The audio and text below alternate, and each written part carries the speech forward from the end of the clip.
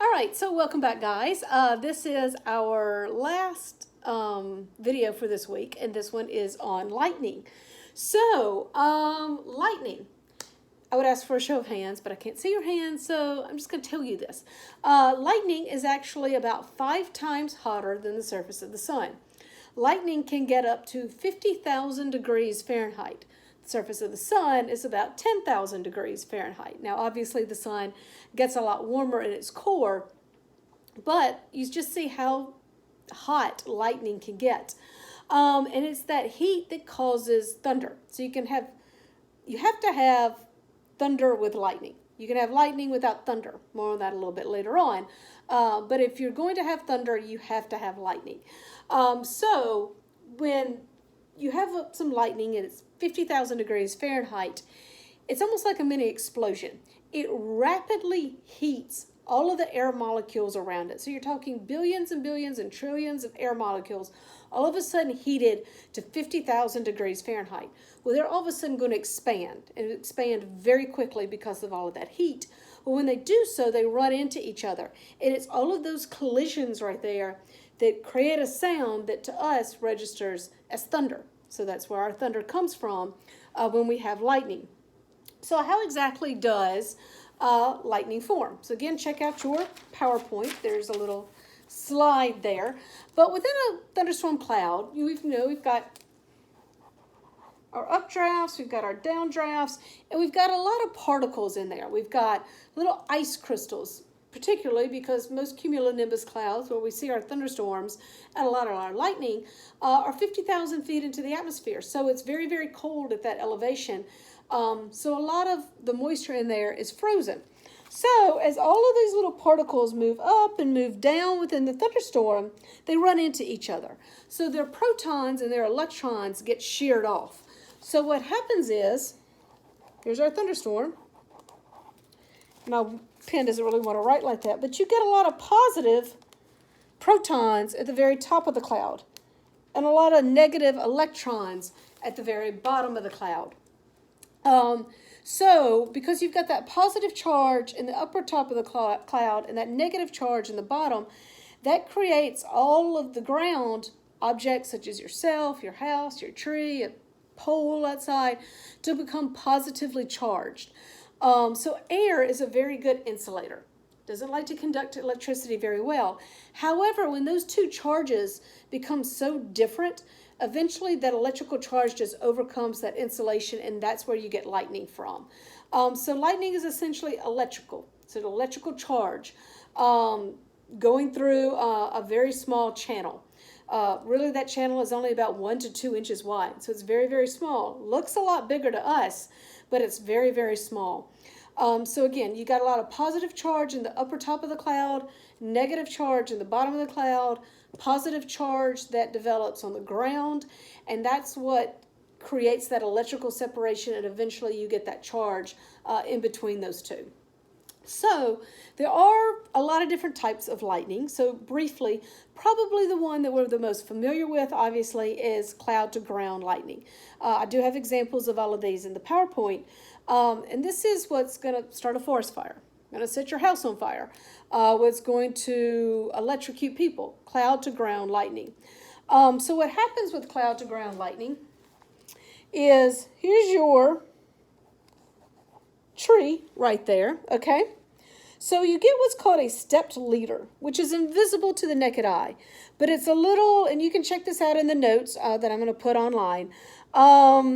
It's a little, maybe like 50-yard forked segment. So it's going to kind of go like that in like 50 yards. And again, it's invisible to the naked eye because this happens in less than the time that it takes you to blink.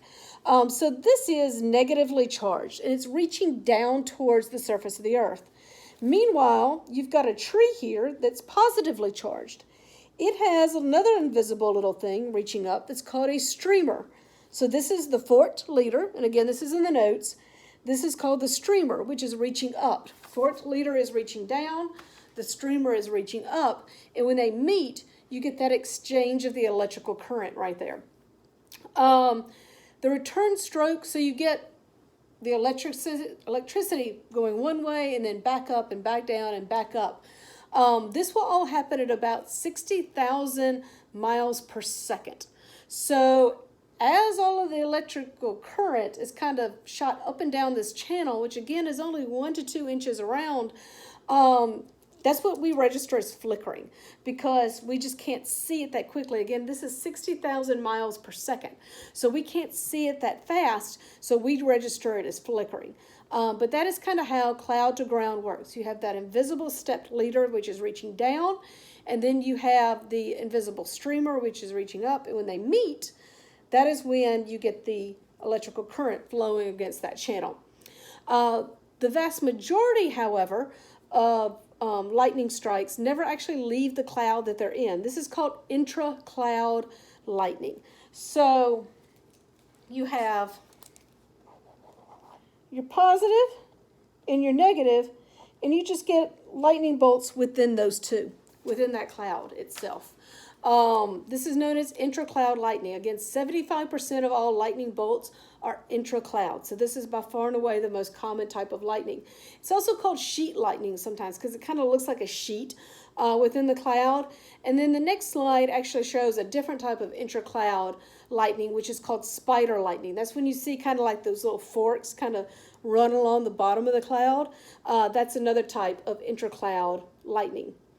Another one is called intercloud lightning. That's when it's going from the top of one cloud to the base of another. Again, positive up here, negative down here, positive up here, negative down here. So it's going from one cloud to another. It's kind of crossing like that. That is intercloud lightning. Another type of lightning is called a bolt from a blue. A lot of times this will happen on a beautiful sunny day. This is why we tell people you have to be aware when thunderstorms are developing, because lightning can strike from far distances, and that's what a bolt from the blue is. Lightning can travel actually at about 25 miles away from the cloud.